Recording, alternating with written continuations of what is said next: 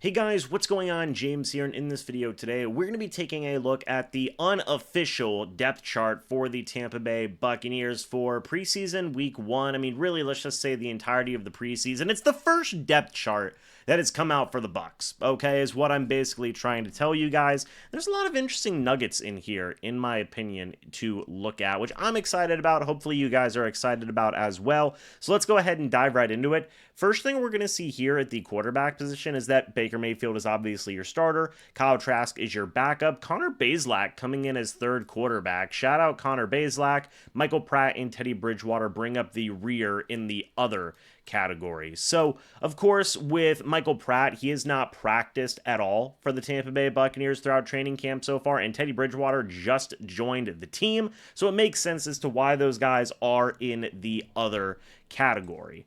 Really, there's no surprises here with the quarterback position. I think that whenever we do get to, like, say, that third preseason game, is Teddy Bridgewater going to move up this depth chart to maybe quarterback number 2?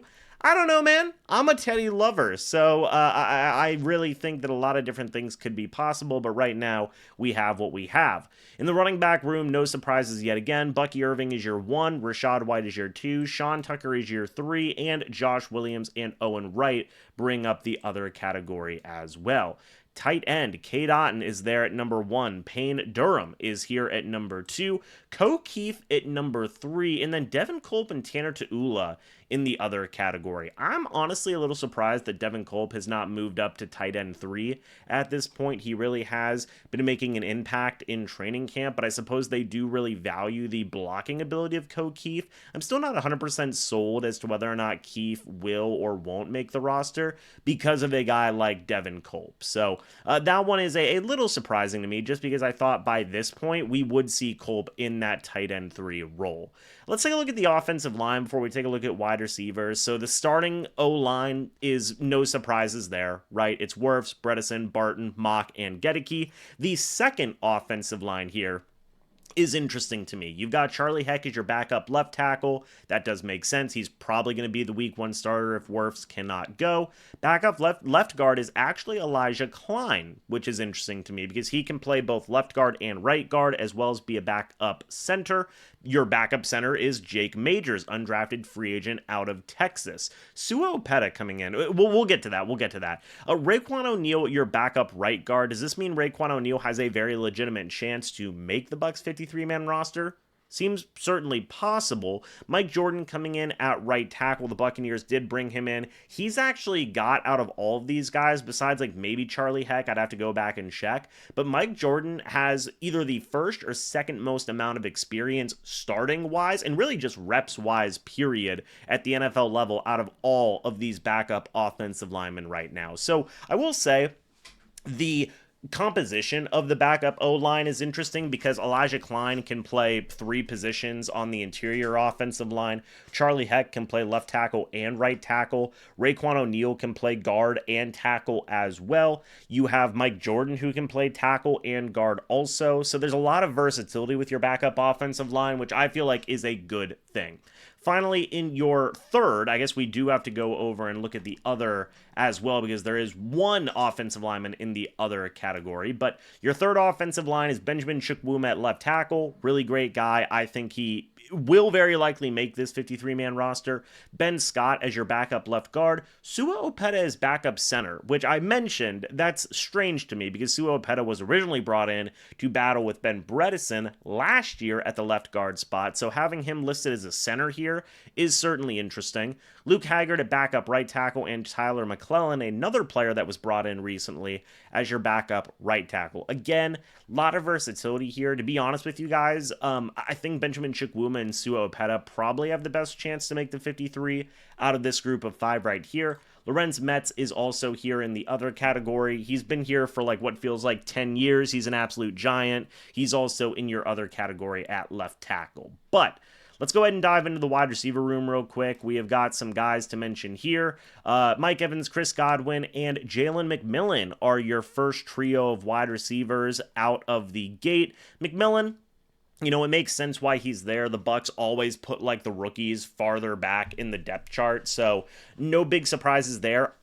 Maybe that's the composition they go with going forward once everybody's healthy, but I really do think that Emeka Egbuka, who's in that second trio of wide receivers, has a more legitimate chance, in my opinion, to be in that starting trio than Jalen McMillan. Nothing against Jalen McMillan, but Emeka Egbuka is a first-round pick for a reason.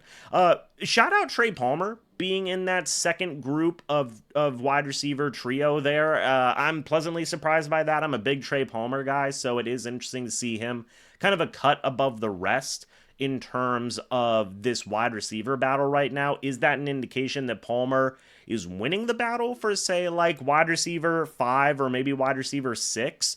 I don't know, but it is interesting. Tez Johnson is also in there as well. That is notable to have Tez Johnson above some of these other wide receivers that are bringing up the rear of the depth chart. Speaking of that, Raheem Jarrett, Sterling Shepard, and Dennis Houston are your third trio of wide receivers on the depth chart. I really do believe that like a guy like Sterling Shepard, for example, very well is going to be battling for that 5th and 6th wide receiver spot. I feel like right now, just looking at this depth chart, Trey Palmer, Tez Johnson, and Sterling Shepard, like 2 of those 3 guys are going to make that final roster, right? Maybe, I don't know if Raheem Jarrett will be in there. I don't know if Dennis Houston will be in there, but just my gut feeling is that it's going to come down to those 3 guys battling for 2 roster spots. And then finally, you've got Garrett Green, go Mountaineers, we love it. Jaden Smith was brought in recently. Cameron Johnson, who, some people love for some reason. Ryan Miller is in there as well for the other category, and Jacob Harris is in there as well. Shout out Ryan Miller. He might be brought back on the practice squad somewhere down the line.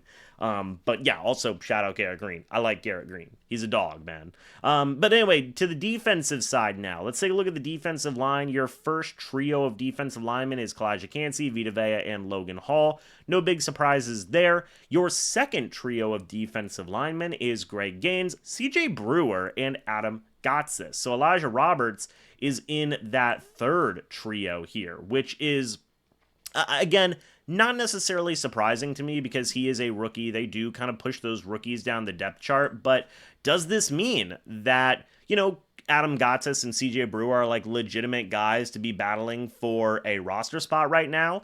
They're obviously ahead of guys like Eric Banks and Mike Green on this depth chart, so that is interesting to me. Shout out Adam Gotsis, by the way. Shout out some of the guys I've had on this channel. Mike Green has been in there as well. Right now, I would say Cansey, Vita Vea, Logan Hall, and Greg Gaines are locks for the roster, right? Which means if you do carry, let's say, 5 defensive linemen, you've got Brewer, Gotsis, Banks, Green, Roberts, and the rest of these guys battling for 1 spot, which I think it would probably come down to it would have to be Elijah Roberts in my opinion. If it's 6, they carry 6 defensive linemen. Well, you've got Cansey, Vita Vea, Logan Hall, Greg Gaines. At this point, Elijah Roberts would be your 5th, and then it would come down to Gotsis, Brewer, Banks, Green, and these other guys for 1 more spot. I would probably give it to Gotsis, in my opinion. Finally, in the third trio of defensive linemen, it's Banks, it's Green, and it's Elijah Roberts. And bringing up the other category, you have got Devon J. Thomas, Desmond Watson, and Nash Hutchmacher. I don't think Desmond Watson is going to play in the first preseason game, by the way. Linebackers. Let's go over the linebackers real quick. Your starting 4 are Yaya, Servassier Dennis, Levante David, and Hassan Reddick. Shout out Servassier Dennis. He's probably going to be your linebacker 2 to start this upcoming season next to Levante David. Your next quartet, let's say, is Chris Braswell, Anthony Walker Jr., Deion Jones, Anthony Nelson. I expect all 4 of these guys to make the roster as well. So you've got 4 edge rushers here with Reddick, Diaby, Braswell, and Nelson. Your 4 inside linebackers, Levante David, Servassier Dennis, Deion Jones, and Anthony Walker Jr. After that, it gets pretty interesting. What are you going to do with your third quartet? Jose Ramirez is there. Marquise Watts is there. Antonio Greer Jr. and Nick Jackson. There's been some love for Nick Jackson throughout this training camp period. There are very interesting notes with Nick Jackson. I think that if they do carry 5 inside linebackers, he may very well have a chance to make this team. John Bullock brings up the rear and other, by the way, as does Warren Peoples for the edge rushers. So it seems like if they do carry 5 inside linebackers, it seems like it would be between Greer Jr. and Nick Jackson. Whereas at pass rusher, I mean, if they do carry 6, do you just have your 6 right here with Jose Ramirez and Marquise Watts bringing up the rear and then, shout out Warren Peoples, but maybe a practice squad guy? I don't know. Finally, guys, bringing up the cornerback room. Let's start off with that before we go to safeties. Dean and McCollum are your 1 and your 2. Benjamin Morrison and Jacob Parrish are right behind them. Obviously shows the love for Benjamin Morrison and Jacob Parrish to say, like, hey, these guys are our immediate backups for outside cornerback, because it doesn't include nickel in this as well. You then got Bryce Hall and Josh Hayes. Shout out Josh Hayes. It seems like he is kind of ahead some of these guys like Kindle Vidor, Roman Parody, and Tyreek Thunderberg for the, if the Buccaneers do decide to carry, let's say, 5 outside cornerbacks, could it be Dean McCollum, Benjamin Morrison, Bryce Hall, and Josh Hayes? Yeah, seems like that could very well be a legitimate option, because Parrish is more of a nickel cornerback, as is guys like Kindle Vidor. Whereas Roman Parody and Tyreek Thunderberg might be some practice squad guys for outside corner. Finally, bringing up safety, Winfield Jr. and Tyke Smith are your starters, no surprises. Christian Izzian and Kayvon Merriweather are your backup safeties. Again, no surprises there.